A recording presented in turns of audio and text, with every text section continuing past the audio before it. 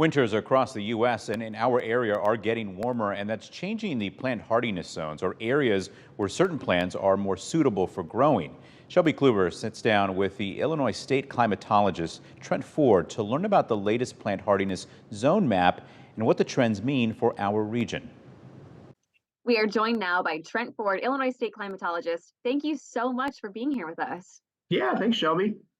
Okay, before we dive into what all of this means, why don't we start with the basics? I mean, what is a plant hardiness zone? What does this even mean? Yeah, so it's a concept that the USDA has been kind of leading the charge on for a couple of decades now, and it's one way of representing kind of the suitability of plants and for gardening plants as well as agricultural. And it's not holistic. It's not a necessarily completely predictive of what plant can grow where, but it gives us a good idea of we can relate this plant does really well in these hardiness zones. And the hardiness zones are entirely based on the average lowest wintertime temperature. It gives, arborists, nurseries, just regular citizens, municipal managers, an idea of what kind of plants they can think about planting without seeing or by minimizing the risk of that kind of like extreme temperature injury. But we know that the plant hardiness zones are changing. Talk about that. Yeah. So the thing is that climate change has brought in significant change in all seasons in Illinois and in the Quad Cities specifically. But winter has warmed the fastest by far. Each and every year, those hardiness zones are shifting northward. And that has been a trend for the last several times the USDA has produced these maps. The last time was in 2012, and when we compare that one to the one before, we see those northward shifts because of that increasing trend in the lowest wintertime temperature. What we saw from this map that was released, I guess last month or the month before, was that continuation of that trend. So specifically for the Quad Cities, the Quad Cities in the 2012 map were in a 5B, and they're still in a 5B in the 2023 map, but the 5B zone in 2012 went all the way down to Springfield.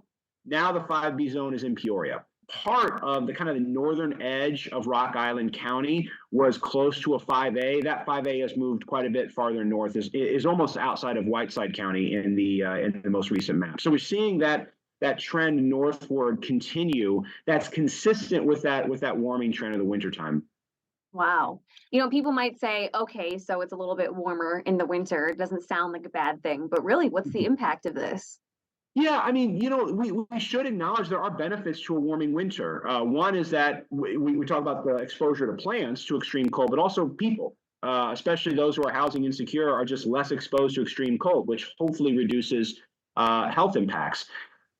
When it comes to plants, though, the problem is that many of our really, well, ecologically, in some cases economically, in many cases culturally important plants, whether they be for horticulture, think apples, peaches, cherries, that sort of thing, or for more the ecologically important species, kind of our natural species, they can really only handle certain types of environments. And when we see that increase in the wintertime temperatures and that northward trajectory or tracking of those hardiness zones, what it means is that the Quad Cities area, that the winter climate is becoming warmer, it's becoming wetter, and perhaps is becoming more conducive to other types of non-native or invasive species of plants and animals that can compete, and in some ways outcompete some of the more important native species.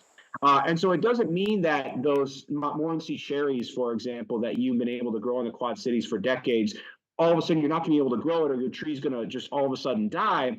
But it means that when we look out 30, 40, 50 years from now, it may not be as suitable for those as for other types of species. Or we may need to step up certain types of management strategies or implement different management strategies that we haven't had to before, just to manage perhaps that increase in the weeds, the pests, the insects, and things like that come along with a warmer winter. Wow. Wow. Oh, I was going to ask you what's next, but yeah, it sounds like we just have to almost prepare for a changing environment. Yeah, there's nothing when we look out in the projections for climate models. There's no evidence that this trend is going to stop anytime soon. Even if we meet all of our goals as a country and as a world of reducing and essentially eliminating greenhouse gas emissions very soon, we're still going to see those warming temperatures over the next few decades in the wintertime continue, if not accelerate, right? So when you plant a tree today in the Quad Cities, ideally that tree will be alive and thriving by 2050, but it will probably be so in a different climate than what we have today, and certainly a different climate than what we had 50, 60 years ago. Wow. Well, Trent, I can't thank you enough for your expertise and your time. Once again, Trent Ford, thank you so much. Hey, thanks, Shelby.